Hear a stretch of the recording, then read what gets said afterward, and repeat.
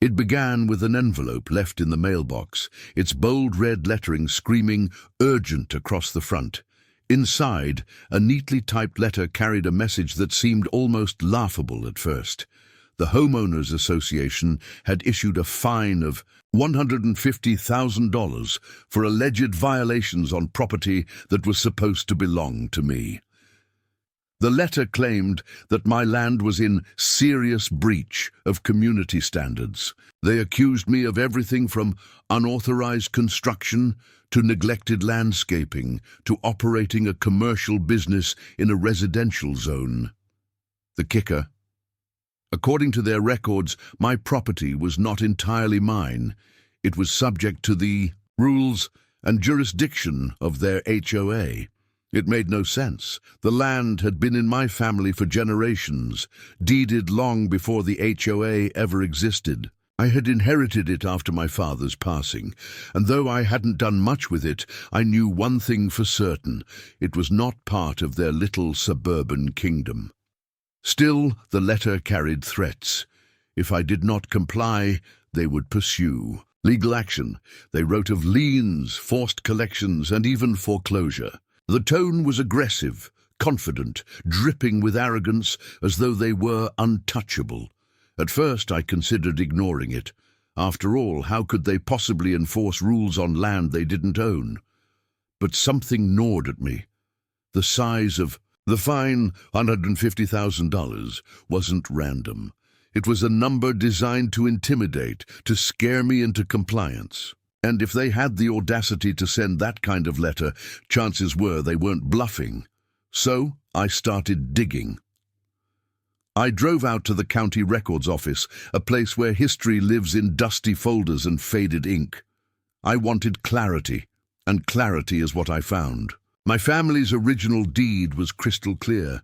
Not only did I own my parcel of land, but its borders extended further than I had ever realized. Over the decades, the surrounding area had developed into a neatly planned subdivision, streets lined with identical houses, each one under the HOA's watchful eye. And then the bombshell: according to the documents, much of that subdivision, their pristine neighborhood, their manicured lawns, their sparkling community pool, sat squarely on land that my family owned outright. It wasn't just mine. It wasn't just uncontested. It was recorded, notarized, and sealed into county history. For years, they had been building, selling, and enforcing rules on property they had no right to claim. And now here they were, fining me for violating their rules, on land that was legally mine to begin with. The absurdity shifted into something darker. This wasn't just harassment. This was theft, dressed in legal language, wrapped in arrogance, and pushed through intimidation. I could have marched straight to their office and waved the documents in their faces. I could have demanded answers. But instead, I chose patience. I needed to understand the full scope of what I was holding in my hands. I spent days combing through maps, titles, and transaction records. Every piece of evidence painted the same picture. The HOA had built its empire on foundations that were never theirs. And now, by trying to bully me into submission, they had poked the very bear they should have left alone. The irony was almost poetic. They fined me $150,000 to try to force me into their system, not realizing that I wasn't just outside their reach. I was standing above them, holding the very ground they claimed authority over. By the end of that week, I knew what had to be done. The letter they sent me was no longer a threat. It was an invitation, an opening move in a game they couldn't possibly win. So I began preparing my response. Not a letter, not a phone call, something far bigger. Because this wasn't just about a fine anymore. This was about exposing an entire neighborhood built on stolen ground, and once the truth came out, it wouldn't be me paying them. It would be them paying me. The fine had been their opening move, but my discovery of the deed shifted the entire game board. Suddenly I wasn't the one under threat. They were. Yet power, as I quickly learned, isn't about who's right. It's about who can prove it and who has the patience to push the truth forward. I began with documentation. Every piece of paper mattered. The deed passed down from my father. The survey maps dating back to before the subdivision even existed. County assessor records that still marked large swaths of the neighborhood as part of my family's estate. And perhaps the most damning piece, the fact that not one of their HOA governing documents mentioned any legitimate purchase of the land they claimed as their own. The picture grew clearer by the day. They had built houses, sold them, and enforced rules on ground they never properly secured. Maybe it was ignorance, maybe it was negligence, or maybe it was greed, but none of it changed the fact that their empire rested on sand.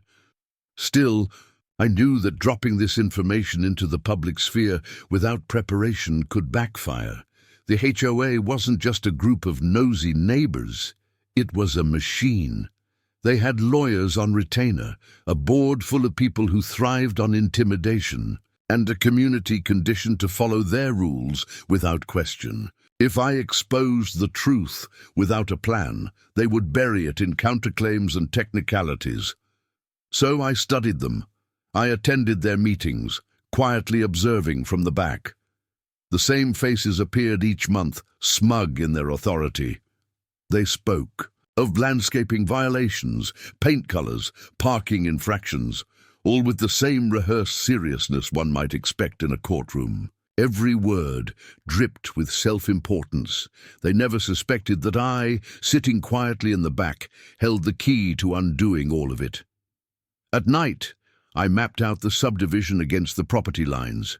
It was staggering. Nearly every house, every sidewalk, every playground and tennis court, they all sat within my boundaries. The HOA wasn't just encroaching. They were entirely dependent on land they didn't own. I realized something important then. They needed me far more than I needed them. But the strategy wasn't just to confront them with ownership. It was to make them understand the weight of what they had done. Fines, liens, and harassment were one thing, but selling homes, collecting dues, and wielding authority on land they didn't legally control, that was fraud, layered over fraud. And if exposed in court, it could unravel not only the HOA, but every contract tied to their neighborhood. The stakes weren't just financial, they were existential. So, I started planting seeds. I spoke casually with homeowners, mentioning oddities. In property records, I asked harmless questions at the county office, knowing word would travel back. I even allowed the HOA to continue their harassment for a short while longer, collecting each letter, each demand, each threat like evidence for the trial that was. Building in the shadows. The angrier they became, the stronger my case grew. But as I pushed forward, I felt the weight of what was coming. I wasn't just about to prove a point. I was about to flip their entire world upside down. Families lived in those houses. People had invested their savings, their futures, their peace of mind into a neighborhood governed by fraud.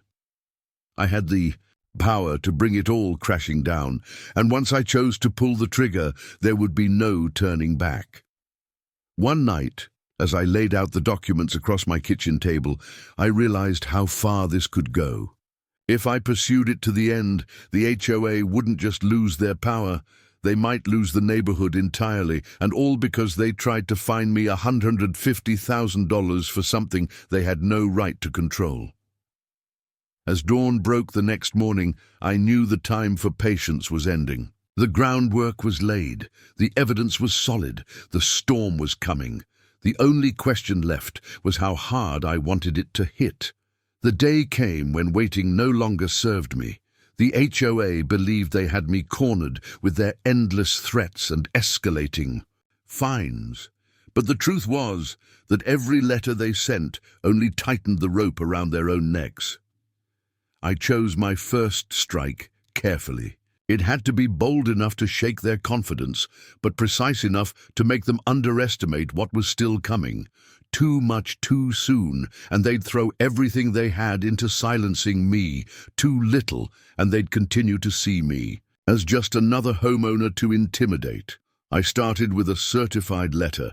Unlike theirs, mine carried weight backed by evidence. In calm, unshakable language, I laid out the facts, that the land under their subdivision fell within the boundaries of my deed, that I had complete legal ownership of the ground they called theirs, and that any attempt to fine me or any other use of authority was a direct overreach into property they had no claim to. I attached copies of the deed, maps, and survey records. I sent it not only to the HOA board, but also to their attorney, the county assessor, and the registrar of deeds. I wanted my words to echo in every office that mattered. The reaction was immediate. At first, silence. For a week, the usual flood of violation notices stopped. No more envelopes stuffed with threats, no more fines taped to my door. It was as if they were regrouping, uncertain of how to respond. Then the whispers began. I heard from neighbors that board members were calling. Emergency meetings. The president of the HOA was seen marching into the county office, waving papers, demanding answers. Their attorney filed a request to review the property records, trying desperately to poke holes in what was already airtight. But they couldn't escape the truth. The documents didn't lie. It wasn't long before homeowners began approaching me, at first cautiously, then with urgency. They asked about the rumors. They wanted to know if it was true, that the very neighborhood they lived, it might not even belong to the HOA that ruled their lives. I didn't confirm everything, but I didn't deny it either. I let their curiosity grow, let the doubts spread like wildfire. For years, these people had lived under the HOA's thumb, fined for weeds, harassed for paint colors, policed for parking in their own driveways. Now, the possibility that all of it had been illegitimate was intoxicating. The board tried to clamp down, sending out sternly worded letters, insisting everything was fine, that misinformation was being spread. But their authority was crumbling. Every denial only fueled the whispers. Every attempt at control only reminded people of how fragile that control truly was. And then came the escalation I had been waiting for. The HOA's attorney sent me a letter, not with threats this time, but with a demand to meet. They wanted to discuss ownership disputes and amicable resolutions. That was when I knew I had them. For the first time, they weren't dictating terms. They weren't threatening, fining, or posturing. They were negotiating, and negotiations meant fear. But I had no intention of resolving this quietly. This wasn't just about clearing my name. It was about exposing the rot that had festered beneath their neighborhood for years. So I let them stew. I ignored their invitation, knowing the silence would rattle them more than any reply. Behind the scenes, I doubled down, hiring my own legal team, preparing filings that would drag the matter into court if necessary. And as all of this unfolded, I realized something. This wasn't just a battle between me and the HOA anymore. The homeowners were watching, the county was watching, and soon the entire neighborhood would have to choose whether they stood with the board or with the man who owned the very ground beneath their feet. The first strike had landed. The second would change everything. The HOA had always thrived. On silence, neighbors whispered frustrations behind closed doors, but no one dared to speak too loudly. Fines arrived like clockwork, and resistance only invited harsher punishment. It was a machine built on fear, and for years it worked flawlessly, until now, word of my discovery spread faster than I could have anticipated. A single rumor in a cul-de-sac became a full-blown discussion across driveways, community centers, and backyard fences. Families who had once bowed their heads to the HOA's commands were suddenly asking questions they had never dared before. And questions were dangerous. I didn't need to fuel the fire much. The document spoke louder than I ever could. The homeowners started seeking me out, not as an enemy, but as a potential savior. They wanted to see the maps, the deeds, the proof. Some were cautious, still afraid of retaliation, but others were emboldened by the thought of freedom from the HOA's iron grip. I realized then that I wasn't just fighting for myself anymore. I was holding the power to liberate an entire neighborhood. So, I decided to go public. I arranged a quiet gathering at a local hall just outside the subdivision. Word spread quickly, and on the evening of the meeting, dozens of homeowners showed up. They came carrying years of resentment, thick folders of fines, photographs of harassment, stories of humiliation. The HOA had crushed them for so long that my revelation was like a crack of light, breaking through a locked door. I laid out the facts carefully. I showed them the historical maps, the property records, the deed that stretched back generations. I explained, step by step, how the HOA had been operating on land it didn't legally own. The room was silent, not out of disbelief, but because every word confirmed what they had secretly hoped. The power that ruled over them was nothing more than a bluff. When I finished, the silence broke into a storm. People were furious. Some cursed the board members by name. Others asked what it would mean for their mortgages, their dues, their supposed obligations to an association that never had a rightful claim to begin with. A few even laughed, realizing they had been living under the thumb of fraud for years. That night, the neighborhood changed. The next morning, lawns that had once been meticulously maintained according to HOA rules were suddenly overgrown. Driveways filled with vehicles the HOA had previously banned. Flags, paint colors, garden decorations, small acts of rebellion began popping up everywhere. It was as if the chains had been cut overnight. The board scrambled to contain it. Emergency newsletters flew out, warning residents not to fall for misinformation. Threats of fines resumed, but this time they landed with a hollow thud. People were no longer afraid. They were angry, and anger spreads faster than fear ever could. And as rebellion took root, I made my next move.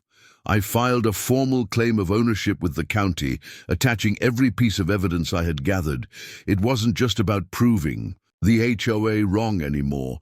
It was about putting the entire neighborhood on notice that their community existed on land I rightfully owned. The filing was public. Anyone could see it. And when homeowners discovered that their property lines, their streets, even their community pool fell under my deed, panic mixed with rebellion. Some worried about what it meant for their mortgages. Others saw opportunity, an end to HOA fees, rules, and harassment once and for all. The board, however, saw it for what it truly was, a death blow. They called another emergency meeting, this time behind closed doors. But secrecy couldn't save them anymore. Too many people had already chosen a side. And for the first time in their history, the board wasn't the center of authority. I was. Because while they were clinging to power through threats and lies, I held the one thing they could never fake: ownership. And ownership changes everything.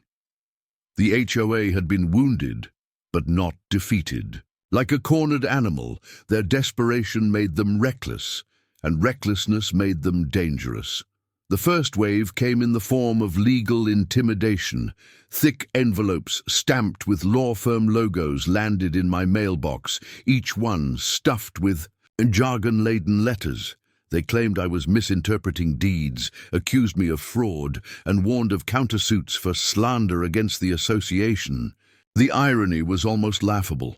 After years of fining and threatening others, the HOA was now playing the victim. But unlike their usual targets, I wasn't easily cowed.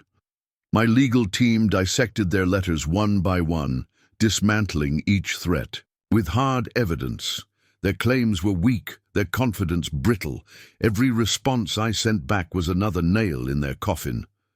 When the legal intimidation failed, they turned to public pressure. The board began spreading rumors through the neighborhood.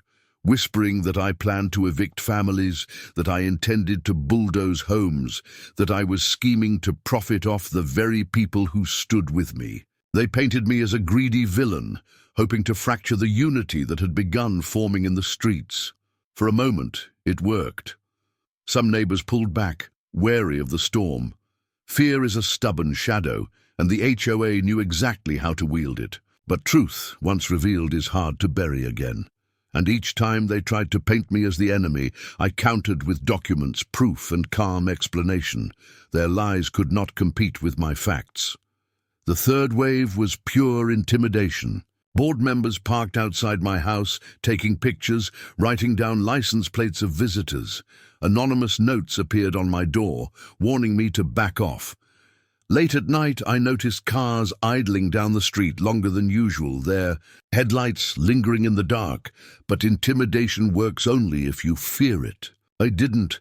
Instead, I catalogued everything: photographs, timestamps, witness statements. Every petty act of harassment only strengthened my growing case. Meanwhile, the neighborhood was slipping further from their grasp. More homeowners stopped paying dues, emboldened by the knowledge that the HOA's authority was built on lies. Rules that had once been ironclad unraveled like cheap thread. Driveways filled with boats, fences rose without approval, and laughter replaced the tense silence that had hung over the community for years. The board's empire was crumbling in real time, and they knew it. Their final move was the boldest and the stupidest. They filed a lawsuit against me, demanding that the court declare my deed invalid and recognize the HOA's authority once and for all. It was a gamble born of desperation, a last-ditch attempt to claw back control before it slipped through their fingers entirely. What they didn't realize was that in dragging this into court, they had set the stage for their own destruction. Because now, the truth wouldn't just live in whispers and documents, it would be laid bare before a judge, under oath for the entire county to see. The day I received the lawsuit papers, I didn't feel fear. I felt relief. The HOA had forced the fight into the open, and in the open, they had no chance. The storm they thought they were unleashing on me was about to come crashing down on them instead. The courtroom was packed on the morning of the hearing. Neighbors filled the benches, some curious, some fearful, all waiting to see how the fate of their community would unfold. For years, the HOA had acted as judge, jury, and executioner within those streets. But today, they stood as defendants in a battle they never expected to lose. Their attorney came armed with binders, speaking with the confidence of someone who had grown used to winning by intimidation. They argued that my deed was outdated, that boundaries had shifted, that the HOA had long operated with recognized authority. Their words dripped with the same arrogance I had seen in every letter they sent me. But arrogance is fragile when faced with truth. My legal team laid out the evidence piece by piece, the original deed, older than the HOA itself. Survey maps, notarized and stamped, showing clear boundaries that encompassed the subdivision. County assessor records that had never once transferred ownership to the association. Each document was a hammer blow against the flimsy wall they had built around themselves.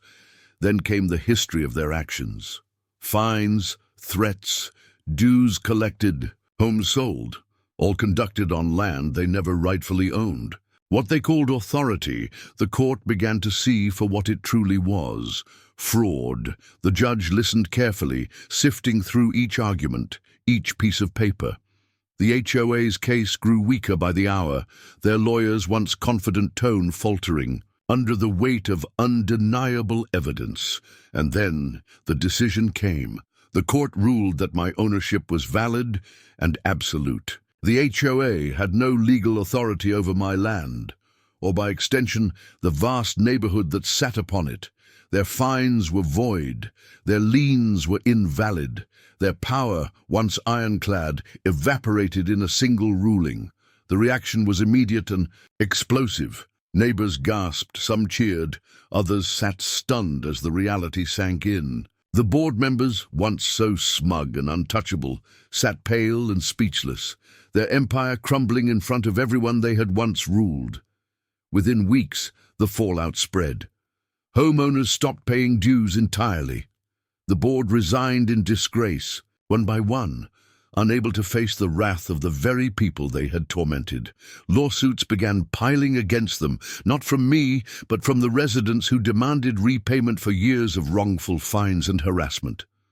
The HOA wasn't just defeated, it was dismantled, and as for me, I had a choice. With the court's ruling, I technically owned the entire neighborhood. The ground beneath every house, every street, every fence, it was all mine. I could have evicted them, sold the land, turned their world upside down for profit, but I didn't. Instead, I struck a new deal. Homeowners could keep their properties without interference, as long as the HOA was permanently dissolved. No more fines for weeds, no more harassment for mailbox colors, no more board-wielding power over people's lives. For the first time in decades, the neighborhood was free. The irony still lingered. They had fined me $150,000 for violating rules that never applied to me. In trying to break me, they had exposed themselves. And in the end, they lost everything. Not because I fought harder, but because they built their empire on land that was never theirs to begin with. As I walked the streets of the neighborhood in the weeks after, I saw flags waving, kids playing, homeowners smiling without fear of letters in their mailboxes. The air felt lighter, the tension gone. The HOA was nothing more than a memory, a cautionary tale about greed, arrogance, and the power of truth. And I couldn't help but think, if they had never sent me that fine, if they had simply left me alone, none of this would have happened. But they did, and in doing so, they handed me the very weapon that destroyed them.